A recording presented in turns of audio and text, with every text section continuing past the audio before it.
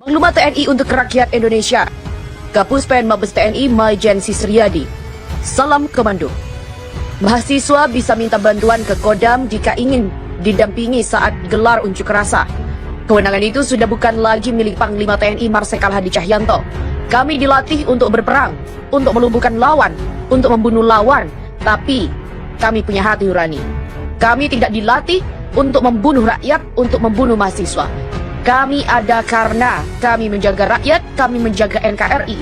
TNI adalah anak kandung rakyat, rakyat adalah ibu kandung TNI. Bravo TNI. Jazakumullahu khairan katsiran. Kepada yang terhormat Panglima TNI, Panglima Kotama, suara hati nurani seorang prajurit TNI. Dulu waktu saya kecil, saya melihat rombongan prajurit TNI baris dengan rapinya, gagah-gagah dengan menyandang senjata. Wajah seram bagaikan singa, siap menerkam semua musuh yang ada. Era Presiden Pak Harto dulu, ABRI sangat disegani. Tak ada preman yang berani dan tak ada politikus yang membebani. Zaman telah berubah dan berganti.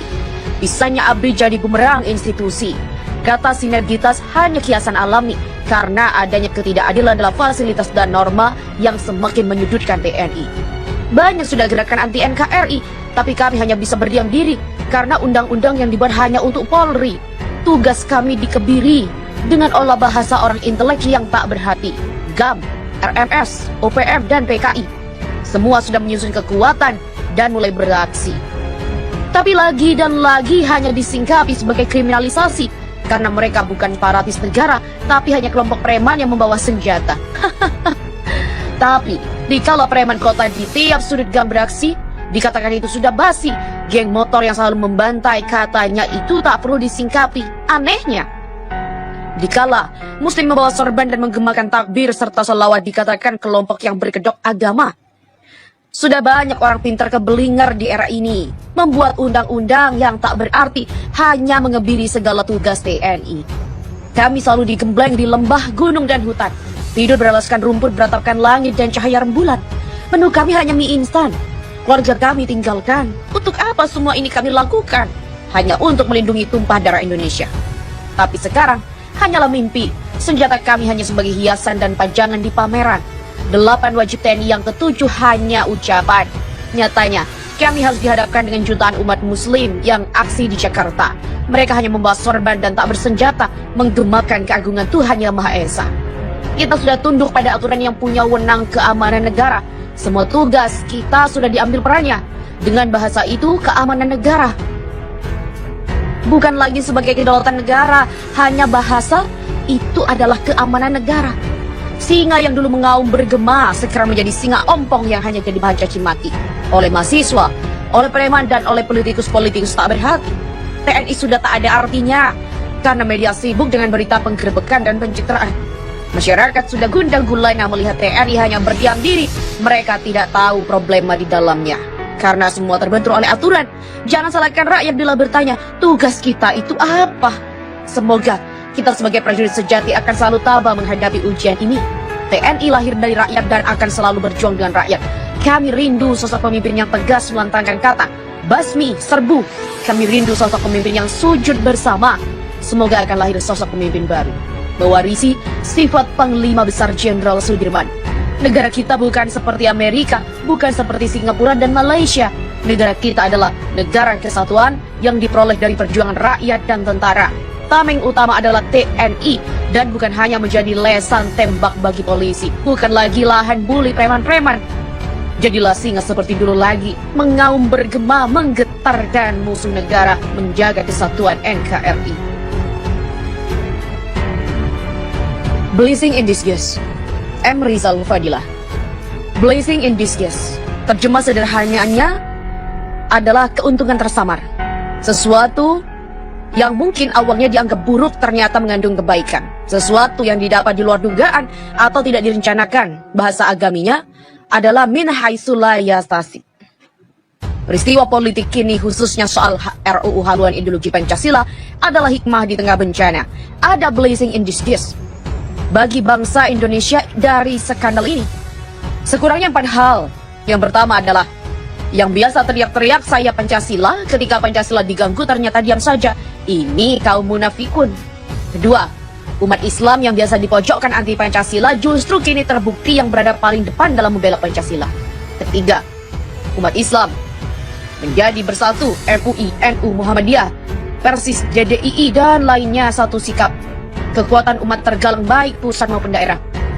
Keempat, terkuak platform perjuangan PDIP yang dapat melemahkan atau potensial mengubah dan membahayakan Pancasila, ada Trisila dan Ekasila. Awalnya tentu percaya diri PDIP sebagai pengusul untuk dapat melalui proses tahapan menuju RUU tanpa hambatan. Mayoritas fraksi DPR bisa dilobi. Saat ketuk palu di paripurna yang dinilai cacat hukum pun tidak ada yang protes, mulus saja. Setelah menjadi RUU barulah menggelombang aksi protes, berbagai pernyataan sikap dikeluarkan oleh elemen-elemen masyarakat. Penolakan luar biasa masif, isu RUU beraroma PKI dan komunisme terus menggema. PDIP kalang kabut menjadi tertuduh. Pandangan agama, blessing in disguise adalah kebenaran yang sesuai dengan rencana Allah. Artinya, makar manusia yang belum tentu terrealisasi dan berantakan. Wa makaru wa makarallah, wallahu khairul makirin. Mereka punya makar dan Allah punya makar pula. Dan Allah lah sebaik-baiknya pembuat makar. Quran Surat Ali Imran 54. RUU HIP sejak awal adalah makar itu, namun Allah tunjukkan ada akan makarnya. Kini terbukti makar Allah sedang berjalan. Kita akan melihat betapa hebat Allah membuka kedok makar manusia. Allah itu sebaik-baik membuat makar atau rencana. Blessing in disguise bagi orang beriman adalah bukti-bukti umat Islam sepanjang berjuang keras di jalannya, maka akan ada banyak menerima blessing in disguise. Oleh karenanya, pada bidang apapun di samping melakukan langkah kalkulatif mengikuti hukum sebab akibat, namun mesti mendapatkan dan kejar pula karunia Allah yang tak terduga melalui sebab perjuangan yang berani dan sungguh-sungguh. Walladzina jahadu fina lanahdiyannahum subulana. Dan mereka yang bersungguh-sungguh berjuang di jalan Allah, maka pasti Allah akan membukakan jalan-jalannya. Quran Surat Al-Ankabut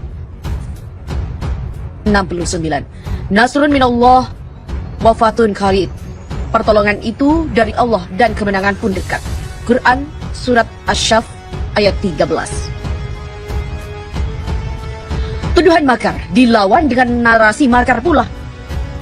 Narasi yang dilakukan oleh penguasa untuk membungkam kritis umat Islam atas upaya menolak RUU HIP adalah dengan memainkan narasi tuduhan makar kepada umat Islam, ormas dan tokoh-tokoh Islam.